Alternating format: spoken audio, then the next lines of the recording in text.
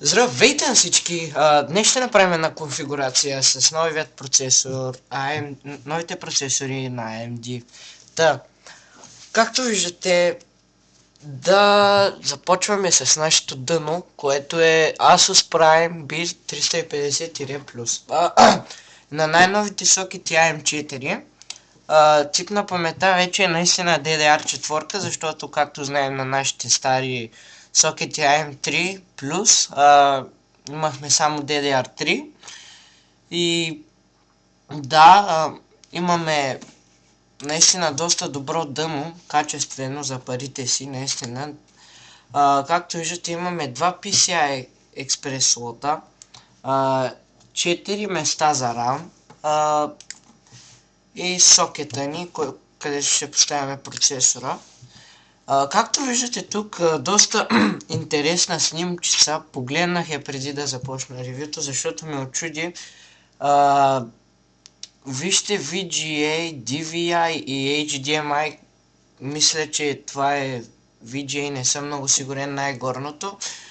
Но виждате колко е силно графичното ядро на нашия процесор, дори и без видеокарта ще може да играете на 3 монитора. Поне аз така си мисля, но според мен може би пак ще може да играете игрите дори и без видеокарта. Да, общо взето максималният капацитет на RAM е 64 гигабайта. И друго някакво да кажем за това дъно. Нека да преминем и към следващия компонент, и това е нашият процесор, дами и господа, AMD Ryzen 7 X8 1703 ГГц на сокет AM4, разбира се. Процесора според мен е наистина много добър и за парите си, нали, разбира се. 690 лева, 8 ядрене, тактова честота 3000 МГц и по най-новата технология 14 нанометровата. Имаме 16 мегабайта кеш и забележете колко харчи нашият процесор, 65 вата. И това е доста наистина, но ще ви гарантира добра производителност. И да, общо взето друго няма какво да кажем за нашия процесор. Нека да преминем към следващия компонент, който е Kingston. Нашата RAM памет на 16 ГБ, DDR4 2133 МГц. Реших да е 16 ГБ, защото, както казах и мисля, че първото си клипче, вече ще са ви нужни 16 ГБ за по-новите игри. И AMD скоро няма да изваждат нови процесори, те не са като Intel всяка година да изваждат, те просто ги надминават с няколко години и след 4-5 години пускат нови процесори. Пък и имате възможност да апгрейд още 16 ГБ и така ще имате 32 ГБ, което ще е напълно ненужно, но както и да е. И да, цената е 244 лева на 2133 МГц. Наистина по-малко е, колко по-малко са мегахерците, защото това намерих, но нашето дъно всъщност ги поддържа. Нека да видим тук. Ето, честота на памет 2133 МГц може да поддържа, но според мен няма да има чак такова затруднение на паметта. Може да бичите игрите просто на много силни настройки. И нека да преминем към следващия компонент. Някакво друго да кажем за нашата RAM.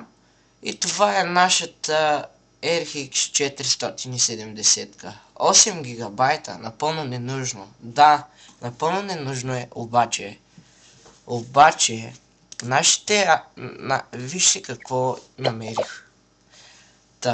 Имаме Asus Radeon RX 470, 4 гигабайтовата. Струва 402 лева. Ако скроните малко по-надолу, ще намерите Asus Radeon RX 470, 8 гигабайта, която е по-скъпа с 1 лев. Защо да не си вземете 8 гигабайтовата версия? Общо взето, наистина според мен това после заслужава, отколкото да си вземете 4 гигабайтовата версия. И знаете тази видеокарта колко много я хвалят наистина и вижте, много ефтина е, 8 гигабайта. Не знам дори как се я намалили толкова, защото тази карта вари по страшно много пари и да, 8 гигабайта ще имате добра производителност с процесора, който съм ви сложил и просто бичте на Max The Witcher 3 и най-различни игри. Да, общо взето това е за видеокартата. Имаме колко входа? Имаме може да сложим 5 монитора, дами и господа. Не, 4, извинете, 4. 4 монитора може да сложим на тази видеокарта. 256 бита. Наистина доста добра видеокарта. Поне още до излизането на новите процесори можете само да си смените процесора и дъното, а другите компоненти да си ги оставите.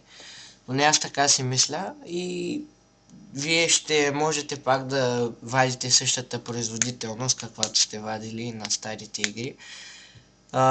И да, общо взето, това е за нашата видеокарта. Нека преминем и към нашия хард диск, именно това е Toshiba, 2 терабайта. Както съм казал и в по-старите си видеа, по-добре да вземете 2 терабайта, отколкото един. SSD според мен не ви е нужно, доста ненужно е SSD-то, защото плащате 130 лева за 100 гигабайтово SSD, а тук плащате 132 лева с 2 терабайтово. По-добре да си вземете 2 диска по 2 терабайта, така че имате 4 терабайта, отколкото да имате само 100 и няколко гигабайта за тези пари. Напълно ненужно е според мен SSD-то. Да, наистина ще ви се стартира по-бързо Windows, но не мисля, просто за къде бързате, смисъл, какъв е проблема да ви се зареди малко по-бавно. И да, общо взето това е за нашия хард диск на 7200 оборота секунда. SATA 3, нали, всички са си SATA 3, няма смисъл да ви казвам. И нека преминем към нашия компонент следващия. Това е нашето захранване AVGH на 600 вата, което е марков захранване. Мисля, че има и бронз сертификат, но то е наистина добро захранване и VGA са добри наистина. Повечето, ако гледате PC билдове, като моя канал в Америка, които наистина правят PC билдове, построят компютри, използват и VGA, защото е наистина марково захранване и наистина ще захрани вашата машина. Общо взето няма какво да кажем. И не е много скъпо, според мен, поне аз така си мисля. 115 лева. И общо взето няма какво друго да кажем за нашето захранване. Нека преминем и към следващия компонент. То вече е аксесуар. Това е една много готина кутия, дами и господа. Не мога да произнеса името NZXT Source S340. 130 лева за кутия. Невероятна кутия, дами и господа. Ето да видим малко от нашите снимки. Наистина предлага се в два цвята, бяло и черно. Аз бих си взел бялото, защото е доста готино. И съм избрал тази кутия, защото дъното ви е голямо и ако си вземете на Segotep няма да може да поберете дъното. Просто ви го казвам. Вижте, голямо е дъното, не е като ASRock H110 M-DBS. Не е толкова малко и заради това, но ако имате пари да си купите дъното, трябва да имате пари и да си купите и това. И цялата конфигурация, разбира се. Общо взето, тази кутия е Middle Tower. И има абсолютно всичко, което ви е нужно. И да, общо взето, това е от този клип. Цената на тази конфигурация е 1940 лева. Закръглил съм ги, разбира се, просто не искам да ви казвам точните, защото и аз не знам защо. И така, Това беше всичко от мен. Надявам се да ви е харесал клипа. Ако е така, можете да лайкнете и